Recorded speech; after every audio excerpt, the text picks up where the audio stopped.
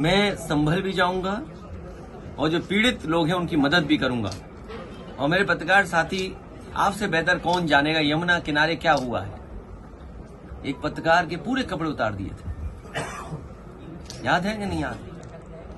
तो ऐसे माहौल में हम और आप लोग हैं। संभल के लोगों की मदद हो, उनको न्याय मिले, और उसके लिए हमें चाहे लोकसभा में सवाल उठाना पड़े या लगातार हम लोगों को उसके लिए लड़ाई लड़नी पड़े, हम लोग संभल के लोगों को न्याय दिलाना चाहते हैं। उन्हें न्याय मिलेगा। जो संविधान या जो आर्टिकल कहता है प्लेसेस ऑफ वर्शिप एक्ट, उसको भी नहीं सरकार मान रही है। क्या खोदना चाहते हैं आप? मुझे तो ये समझ में नहीं आ रहा, भारतीय जनता पार्टी को कैलाश पर्वत नहीं दिखाई दे रहा है, मानसरोवर नहीं दिखाई दे रहा।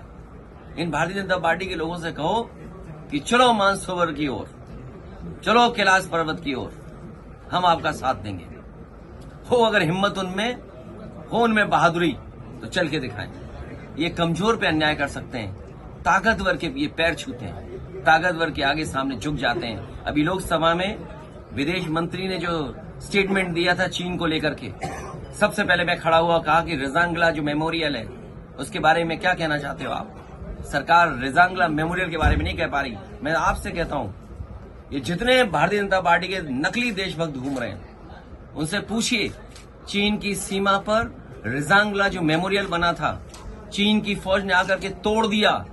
क्या ये भारतीय जनता पार्टी के लोग उसी जगह पर रिजांगला मेमोरियल बनवाएंगे कि नहीं बनवाएंगे? और मैं ये दावा करता हूं आपसे, भारतीय जनता पार्टी के लोगों पर कोई जवाब नहीं होगा।